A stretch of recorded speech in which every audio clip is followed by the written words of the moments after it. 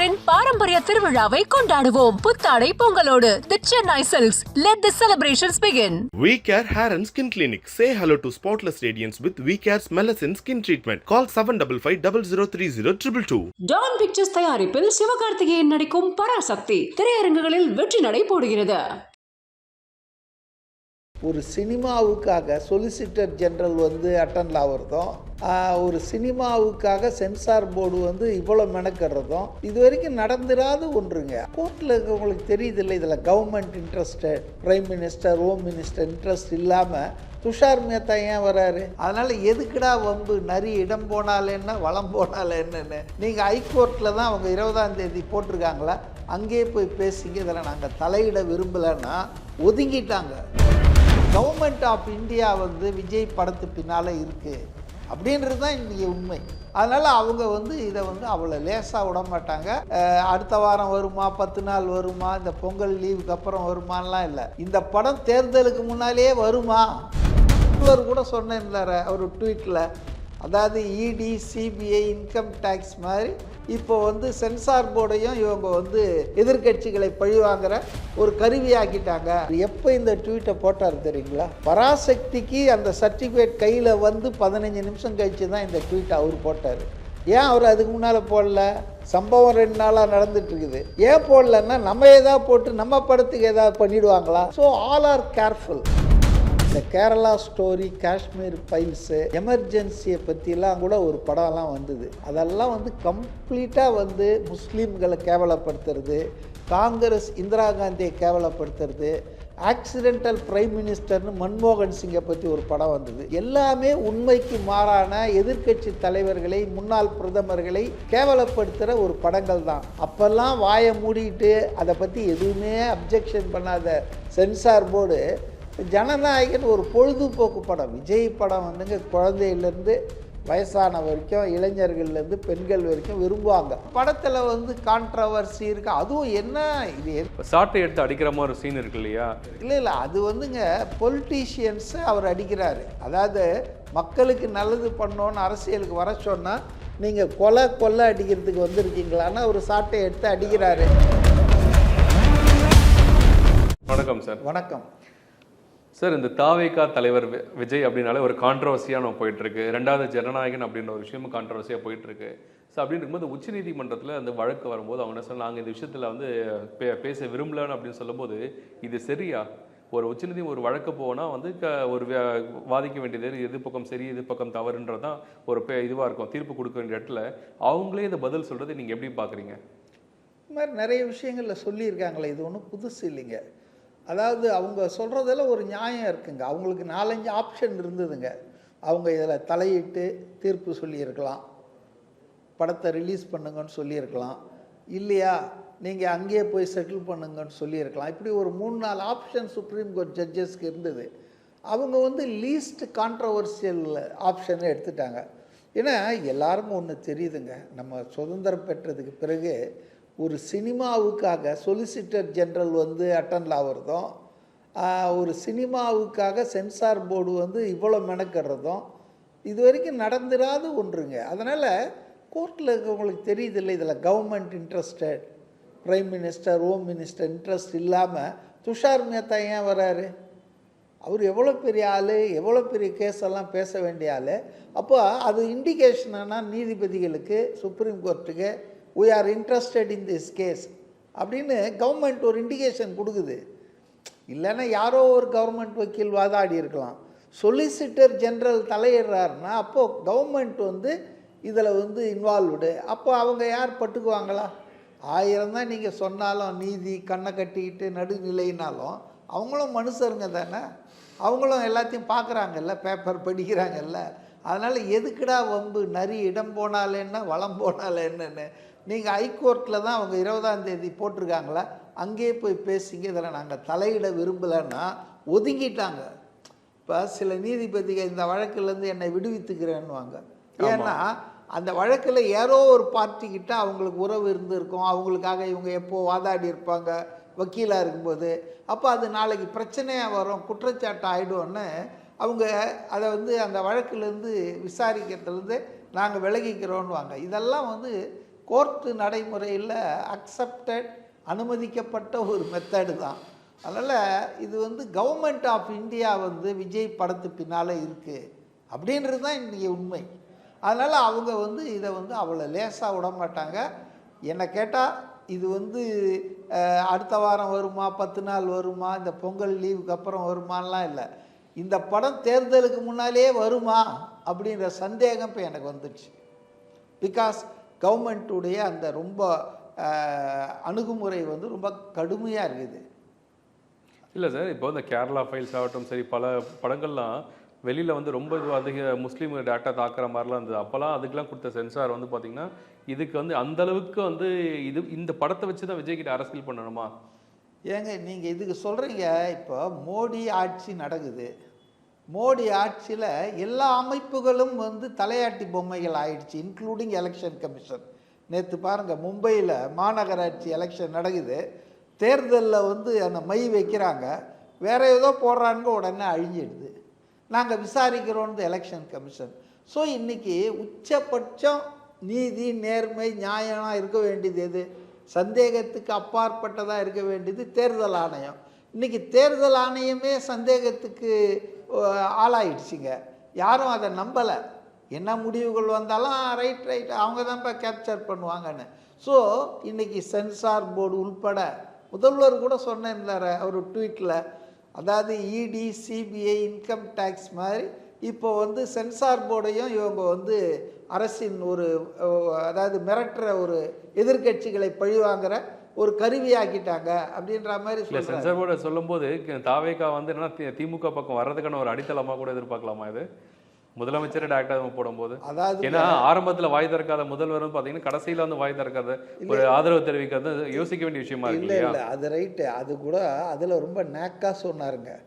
அதாவது எப்படின்னா எதிர்ப்பு தெரிவிக்கணும் மோடி அரசினுடைய இந்த போக்கை, ஆனால் அது வந்து விஜய்க்கு ஆதரவுன்ற மாதிரி வந்துடக்கூடாது. ஏன்னா விஜய்ன்ற பேரோ ஜனநாயகன்ற படப்பேரோ அதில் இல்லை. ரைட். ரெண்டாவது, அவர் எப்போ இந்த ட்வீட்டை போட்டார் தெரியுங்களா? பராசக்திக்கு அந்த சர்டிஃபிகேட் கையில் வந்து 15 நிமிஷம் கழித்து தான் இந்த ட்வீட்டை அவர் போட்டார். ஏன் அவர் அதுக்கு முன்னால் போடல? சம்பவம் 2 நாளாக நடந்துகிட்ருக்குது. ஏன் போடலன்னா நம்ம ஏதாவது போட்டு நம்ம படத்துக்கு ஏதாவது பண்ணிவிடுவாங்களா? So all are careful. இல்லை, அதில் பாஜகவே பார்த்தீங்கன்னா அந்த பராசக்தி ரிலீஸ் ஆகதே பாஜக பெரிய ஒரு வரவேற்பு தான். ஏன்னா திமுக மற்றும் காங்கிரஸ் கூட உரசல்ன்றது வெளிப்படைத்தன்மையாக தெரிய வேண்டிய விஷயம். அதனால தான் பாஜக வந்து ஜனநாயகன் கை வச்சல கூட வந்து பராசக்தியில் கை வைக்கலன்றது தெரிஞ்ச விஷயம். அது நீங்கள் கரெக்டாக சொன்னீங்க. ஏற்கனவே சொன்ன மாதிரி இந்த கேரளா ஸ்டோரி, காஷ்மீர் ஃபைல்ஸு, எமர்ஜென்சியை பற்றிலாம் கூட ஒரு படம்லாம் வந்தது. அதெல்லாம் வந்து கம்ப்ளீட்டாக வந்து முஸ்லீம்களை கேவலப்படுத்துறது, காங்கிரஸ் இந்திரா காந்தியை கேவலப்படுத்துறது, ஆக்சிடென்டல் பிரைம் மினிஸ்டர்னு மன்மோகன் சிங்கை பற்றி ஒரு படம் வந்தது. எல்லாமே உண்மைக்கு மாறான எதிர்க்கட்சி தலைவர்களை, முன்னாள் பிரதமர்களை கேவலப்படுத்துகிற ஒரு படங்கள் தான். அப்போல்லாம் வாயை மூடிட்டு அதை பற்றி எதுவுமே அப்ஜெக்ஷன் பண்ணாத சென்சார் போர்டு ஜனநாயகன் ஒரு பொழுதுபோக்கு படம். விஜய் படம் வந்துங்க குழந்தையிலேருந்து வயசான வரைக்கும், இளைஞர்கள்லேருந்து பெண்கள் வரைக்கும் விரும்புவாங்க. ஏன்னா is a master of all ட்ரேடுன்ற மாதிரி ஆல்ரவுண்டர். டான்ஸ் பண்ணுவார், பாட்டு நல்லாயிருக்கும், மியூசிக் நல்லாயிருக்கும். அப்போ எல்லாரும் ஜனரஞ்சகமான ஒரு நடிகர் அவர் படத்தில் வந்து கான்ட்ரவர்சி இருக்குது. அதுவும் என்ன இது எதை நம்ப முடியலன்னா, இல்லை படத்தில் கூட வந்து ஒரு சாட்டை எடுத்து அடிக்கிற மாதிரி ஒரு சீன் இருக்கு இல்லையா? அது யாரை வந்து பர்டிகுலராக அவர் மீன் பண்ணுற ஒரு விஷயம் இருக்குது. இல்லை அது வந்துங்க பொலிட்டீஷியன்ஸை அவர் அடிக்கிறாரு. அதாவது மக்களுக்கு நல்லது பண்ணோன்னு அரசியலுக்கு வர சொன்னால் நீங்கள் கொலை அடிக்கிறதுக்கு வந்திருக்கீங்களான்னா ஒரு சாட்டை எடுத்து அடிக்கிறாரு. நீங்கள் வந்து பேசினாலும் நீ இப்போ ஒரு படம் அப்படி எடுத்தால் நார்மலாக வந்து இப்போ படம் தேட்டர் போனால் பார்க்குற மாதிரி இருக்க சொல்லுங்கள். நீங்களே சார் டிக்கெட் விளையாட்டும் சரி, இந்த 3000 ஜனநாயகன் அவர் ஒரு அரசியல் தலைவராக இருக்கட்டும், ஒரு நல்லது ஒரு பண்ணுறதுக்கு தான் வந்து அரசியலுக்கே வராரு. ஸோ அப்படி இருக்கும்போது அவர் படமே ஒரு தேட்டர் வந்து டிக்கெட் பார்த்தீங்கன்னா 1500, 2000, 3000, 5000 வரையும் பேரம் போகுது. அதே பார்த்தீங்கன்னா தாவேகா கிட்டாத ஒரு சில கிட்ட கேட்டு டிக்கெட் வாங்குற சூழ்நிலை வருது. அப்படின்னு இருக்கும்போது ஒரு சரியான அரசியல் களம் கொடுக்க வேண்டிய சாத்தியமா அதில்? அதாவதுங்க அவர் வந்து ஒரு நடிகர், அவர் தயாரிப்பாளரில் டிஸ்ட்ரிபியூட்டரில் அவர் வேலை நடித்து கொடுக்கணும். டைரக்டர் என்ன சொல்கிறாரோ அந்த கேரக்டரை உள்வாங்கி அதுக்கு தேவையான நடிப்பை கொடுக்கணும். அதை அவர் பர்ஃபெக்டாக செய்கிறாருங்க. தொடர்ந்து ஒரு 33 வருஷம் இருந்தால் கூட கடைசியாக 10-15 வருஷமாக தான் நிறைய ஹிட்ஸ் கொடுத்தாரு, ரொம்ப பாப்புலர் ஆகிட்டார். ஈவன் சொன்னால் தப்பாக நினச்சிக்கூடாது, பல பேர் ரஜினி கமலெல்லாம் ஓரம் கட்டிட்டார். இப்போ அந்த அளவுக்கு வந்து அவர் ஒரு பாப்புலர். ஜாம்பவனோட வந்து இவரை எப்படிங்க ஒப்பிடுறீங்க? புரியல சார் எனக்கு. இல்லை, ஜாம்பவான்றது வந்துங்க, இது வந்து இன்னைக்கு வந்து மக்கள் யாரை விரும்புகிறாங்க, காலங்கள் மாறும்போது அதுக்கேற்ற வந்து நடிகர்களும் மாறுவாங்க. நம்ம போக வேணாம். நான் இப்போ என்ன சொல்ல வந்தேன்னா, இன்னைக்கு அனைவரும் விரும்பக்கூடிய ஒரு ஜனரஞ்சகமான படங்களில் நடிக்கக்கூடிய ஒரு நடிகராக அவர் இருக்கார். அதோடு அவர் வேலை முடிஞ்சிடுச்சு. இந்த படத்தை எவ்வளோ பேருக்கு எவ்வளோ விற்கிறாங்க, டிஸ்ட்ரிபியூஷன் யார் யாருக்கு தியேட்டருக்கு விற்கிறாங்க, ஓவர்சீஸ் யார், ஓடிடிக்கு எவ்வளோ போச்சு, அப்புறம் அதே போல் வந்து டிக்கெட்டு தியேட்டருங்களில் எவ்வளோ விற்கிறாங்க, இதுக்கெல்லாம் அவருக்கும் இது சம்மந்தமே இல்லையா? நேற்று கூட நான் பார்த்தேன், ஏதோ ஒரு சேனலில் மாணவர்களோடு உரையாடல்னு நிர்மல்குமார் இருக்கார் இல்லையா, கொள்கை பரப்பு செயலாளர், அவரை வந்து ஒரு பையன் கேட்குறான். அதாவது வந்து ஊழலை ஒழிப்போன்னு சொல்லி, நீங்கள் கேட்ட கேள்வி தான், ஊழலற்ற ஆட்சி தருவோன்றீங்க, ஊழலை முதல்ல உங்கள் படத்தை 1000 ரூபாய்க்கு விற்கிறாங்களா, அதை சரி பண்ணுங்கன்னு. அதுக்கு ரொம்ப தெளிவாக அவர் பதில் சொன்னார். எப்பா, இதுக்கும் அவருக்கும் சம்மந்தம் இல்லை. இப்போ ரேஷன் கடையில் வந்து ஏதோ ஒரு தவறு நடக்குதுன்னு வச்சிங்களேன், அதாவது தப்பான எடையை வச்சு பண்ணுறாங்கன்னா அது அந்த சம்மந்தப்பட்ட நபர் தான், அதுக்கு வந்து ஆட்சியாளர்கள் கலெக்டர் காரணம்லாம் என்ன சொல்லலாம், போய் இவங்க பீரியாடிக்கலாக இன்ஸ்பெக்ட் பண்ணலான்னு ஒன்றா சொல்லலாம். ஆனால் இந்த டிக்கெட்டு விலைக்கும் இது ஏற்றி, இதெல்லாம் டிமாண்ட் அண்ட் சப்ளை தானேங்க, எக்கனாமிக் ஃபேக்டர் தான். உங்களுக்கு அதிகமாக டிமாண்ட் வரும்போது, ஏங்க ஃப்ளைட் டிக்கெட்லாம் திடீர்னு கோயம்புத்தூர் சென்னையிலேருந்து 30,000 தீபாவளி அன்றைக்கி, நார்மலாக 4,000 3,000, டெல்லி 1,00,000 இருந்தது இந்த தீபாவளிக்கு, கிறிஸ்மஸ்ஸு. அதனால் டிமாண்ட் அதிகமாகும்போது எந்த பொருளுக்குமே விலை ஜாஸ்தி ஆகிடும். தக்காளி 1 கிலோ 5 ரூபா விற்கும், திடீர்னு பார்த்தீங்கன்னா 1 கிலோ 100 ரூபா விற்கும். வரத்து கம்மியாகிடுச்சுன்னா, டிமாண்ட் அதிகமாக இருந்ததுன்னா காஸ்ட் இன்க்ரீஸ் ஆகுறதுன்றது பேசிக் எக்கானமி. அப்போ அந்த அடிப்படையில் மார்க்கெட் ஃபோர்ஸஸ் தான் டிசைட் பண்ணுது. அதை போய் விஜயோ அல்லது வேறு யாரோ உட்காந்துக்கின்னு நீங்கள் 1000 ரூபாய் வச்சு வைங்க வில்லுங்க, அதில் எனக்கு பாதி கொடுங்கன்னு கேட்குறாங்களா? அவர் நடித்து கொடுக்குறாரு, அவருக்கு சம்பளத்தை வாங்கினா அவர் பாட்டுன்னு போகிறாரு தவிர வேறு ஒன்றும் இதில் இல்லை. இது வந்துங்க மார்க்கெட் ஃபோர்ஸஸ் தான், நம்ம அதெல்லாம் மாற்றணும். பட் அதுக்கு என்ன பண்ணுறது, அரசாங்கம்னு ஒன்று இருக்குல்ல. இப்போ ஆம்னி பஸ் எல்லாம் எவ்வளோ கொள்ளடிக்கிறாங்க, 4,000 ரூபாய் திருநெல்வேலிக்கு. இதை யார் கேட்கணும்? தமிழக அரசு கேட்கணும். அரசாங்கம்னு ஒன்று எதுக்கு இருக்குது? மற்ற எல்லாத்துலேயும் தலையிடுறது இல்லை அரசாங்கம். அப்போ தியேட்டரில் இவ்வளோ வச்சு விற்றாங்கன்னா அது இவர் படத்துக்கு மட்டும் இல்லை, எல்லா படத்துக்கும் இது மாதிரி முதல் நாள் ஃபஸ்ட்டு ஷோ ஃபஸ்ட்டு இதுன்றதெல்லாம் எக்கச்சக்கமாக தான் பண்ணுறாங்க. பட் அது வந்து ரசிகர்களும் திருந்தணும், தியேட்டர் ஓனர்களும் திருந்தணும், அரசாங்கமும் கொஞ்சம் ஸ்டெப் எடுக்கணும் இதுக்கு. அதாவது விஜய்க்கு இது என்ன சம்பந்தம்? சரிங்க சார். இப்போது அந்த விஜய் அவர்கள் பார்த்தீங்கன்னா, இப்போ கரூர் சம்பவமாகட்டும் சரி, பல விஷயம் நடந்த சமூகத்தில் நடந்த பல பிரச்சனைகளும் சரி, எதுக்குமே வந்து டக்குன்னு ஒரு விஷயத்துக்கு வந்து ஒரு குரல் கொடுக்கறதோ ஒரு கண்டன இருக்கையோ எதுவுமே தரதில்லை. இப்போ சிபிஐ போயிட்டு வந்தாங்க, ஸோ அலுவலம் போயிட்டு வந்தோன்னே ஜஸ்ட்டு அதுக்கான விஷயம் என்ன எதுவுமே சொல்ல, பொங்கல் வாழ்த்து ஒன்று போடுறாங்க, அதை தவிர்த்து வெறும் எதுக்கு அதுக்கான விஷயம் ஏன் எதுக்கும் கண்டனம்ன்றதை டக்குன்னு கொடுக்க மாட்டாரு, புரியல.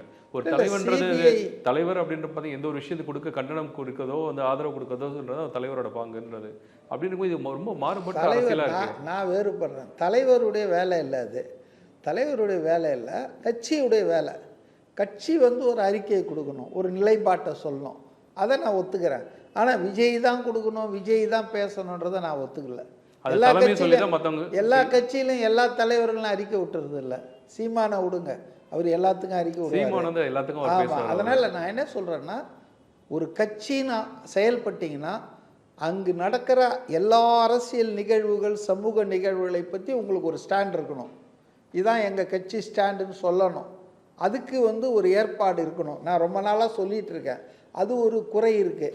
ஆனால் நீங்கள் சொன்ன இந்த சிபிஐ விசாரணைக்கு அப்புறம் ஏர்போர்ட்டை வந்த ஒன்றுமே நிர்மல்குமார் வந்து பத்திரிகையாளர்களை சந்தித்து, அப்கோர்ஸ் எல்லாத்தையும் சொல்ல முடியாது இல்லையா, என்ன கேட்டாங்கன்னு. அவருக்கே விஜய் என்ன சொன்னார்னு தெரியாது இல்லையா. இது வந்து விஜய்க்கும் அதை விசாரித்த அசிஸ்டன்ட் டைரக்டர் சிபிஐக்கு மட்டும்தான் தெரியும். அதனால் அவர் எவ்வளோ சொன்னாரோ நிர்மல்குமாருக்கு, ஆதவ் அர்ஜுனாவுக்கு, புஷி ஆனந்துக்கு, அதில் கொஞ்சத்தை எடுத்து இவர் பத்திரிகையாளர்கள் சொல்கிறார். அதுக்கு மேலெல்லாம் சொல்ல முடியாதுங்க. வெர்பாட்டமாக சொல்ல முடியும், என்ன இப்படி சொன்னாங்க அப்படி கேட்டாங்கன்னு. அப்படி சொல்கிறதும் முறை கிடையாதுங்க, நாகரிகம் கிடையாதுங்க. ஆனால் ஊடகங்கள் வந்து இதெல்லாம் நிறைய தமிழ்நாட்டு ஊடகங்கள் பேசுகிறாங்களே, விஜய் கொடுத்த தகவலின் அடிப்படையில் அதுக்கப்புறம் தமிழ்நாட்டின் 8 காவல் அதிகாரிகள் இன்க்ளூடிங் டேவிட்சன், தேவாசிரியர் உட்பட கேட்டிருக்காங்களா, கூப்பிட்டுருக்காங்களா? அந்த விசாரணையை பற்றி யாராவது மூச்சு விட்டாங்களா? விஜய் வந்து போனால் மூஞ்சி ஒரு மாதிரி ஆயிடுச்சு, கருகிடுச்சு, டயர்டாக இருந்தார், வாடி இருந்ததுன்னெலாம் ரன்னிங் கமெண்ட்ரி கொடுக்குறாங்களே. தமிழ்நாடு சார்பாக இவர் 88வது விசாரிக்கப்பட்ட நபர். இப்போ 87 பேர் போயிருக்காங்க. யார் யாரெல்லாம் போனாங்க நீங்கள் விவாதிப்பாங்களா? இதுக்கு பின்னால் யார் யாரெல்லாம் கூப்பிட போகிறாங்க விவாதிப்பாங்களா? அதனால் என்னை பொறுத்த வரைக்கும் நீங்கள் சொல்கிற ஒரு பாயிண்ட் ஐ அக்ரி. அது அவங்களுக்கு வந்து ஏதோ மேனுஃபேக்சரிங் அப்படிலாம் நான் சொல்ல மாட்டேன்.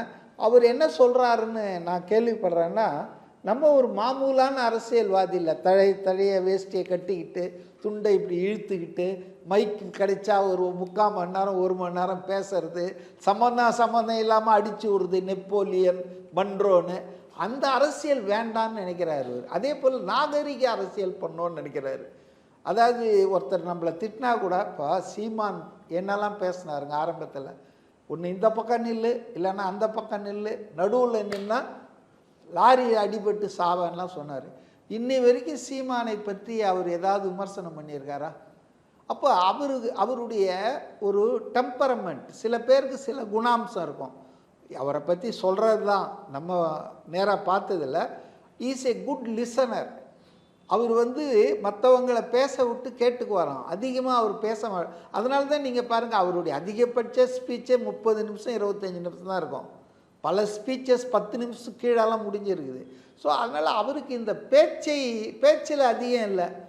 ஆனால் எனக்கு என்ன கேள்வின்னா, அவர் வந்து இது மாதிரி எதுவும் சொல்ல போகலான்னு சொல்லிகிட்டு இருக்குமே தவிர, ஒரு நாளைக்கு 20 மணி நேரம் வேலை செய்கிறாராம். இந்த கட்சியை எப்படி கொண்டு போகிறது, இந்த கட்சியினுடைய மாவட்ட அமைப்புகள் எப்படி சரி பண்ணுறது. இப்போ பாருங்கள் 2 கமிட்டி போட்டிருக்காரு. வர 19ஆம் தேதி சிபிஐ வந்து கூப்பிட்டுருக்காங்க விஜய் அவர்களை. ஸோ வந்து லாஸ்ட் டைம் கூப்பிட்டாங்க, போயிட்டு வந்தாங்க. 19 கூப்பிட்டுருக்காங்க, போக போகிறாரு. என்ன மாதிரி விஷயங்களை ஃபேஸ் பண்ணுறதா இருக்கும்? இப்போ போயிட்டு வரும்போது என்ன மாறுதல் ஏற்படுமா? இல்லைங்க, அதாவது எனக்கு கிடைச்ச தகவல் என்னன்னு சொன்னால், ஃபஸ்ட் ஹேண்ட் இன்ஃபர்மேஷன் இல்லை, செபி வழி செய்திகள் தான்.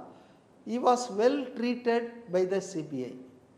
சாதாரணமாக சிபிஐ விசாரணைனா ஒரு DSP level, maximum SP level VVIP கேஸ்னால் விசாரிப்பாங்க.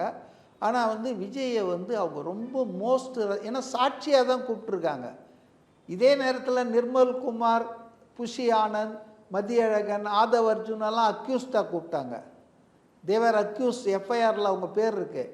பட் விஜய் வந்து இஸ் நாட் ஏ அக்யூஸ்டு. அவருடைய பாப்புலாரிட்டி, அவருடைய எல்லாம் தெரிஞ்சு தான் அவரை வந்து ரொம்ப மரியாதையாக நடத்தியிருக்காங்க. he was treated well.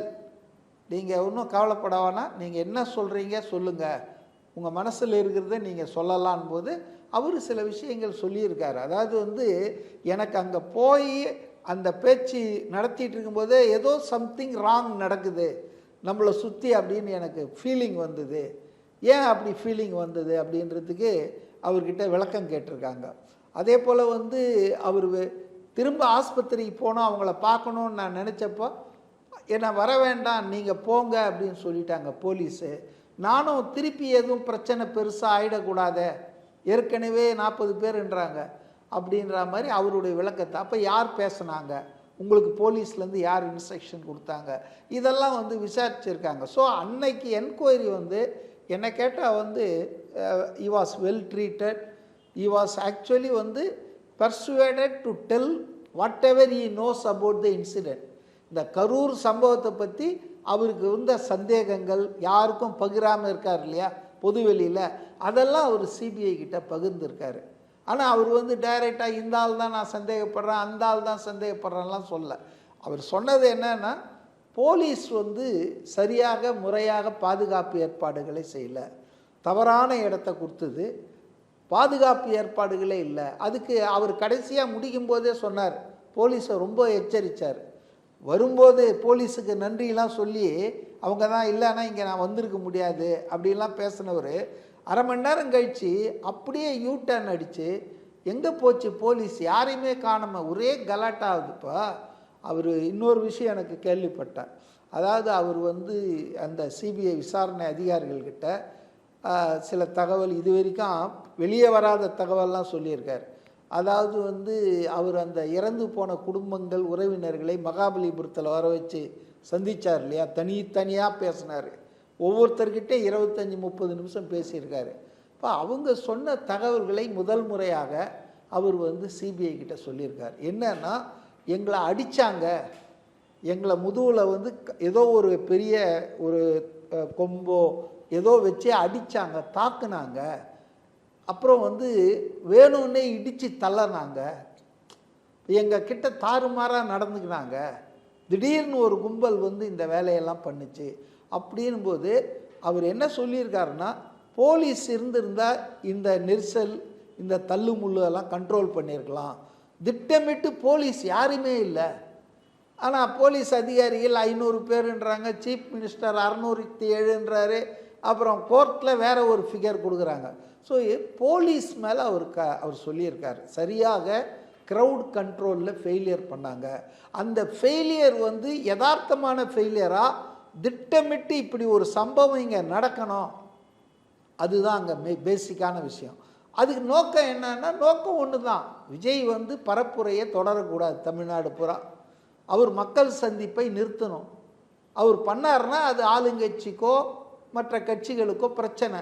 அப்போ இது நடக்கக்கூடாது, அவருடைய இதை ஏதாவது சொல்லி நிறுத்தணும், அவர் மேலே பழி போடணுன்ற ஒரு குரூப்பு இதை வந்து செஞ்சுருக்குதுன்றது வந்து சிபிஐக்கு அவர் டைரெக்டாக இப்படி சொல்லனாலும் அவருடைய டிப்போசிஷன்லேருந்து சிபிஐ எடுத்திருக்கு.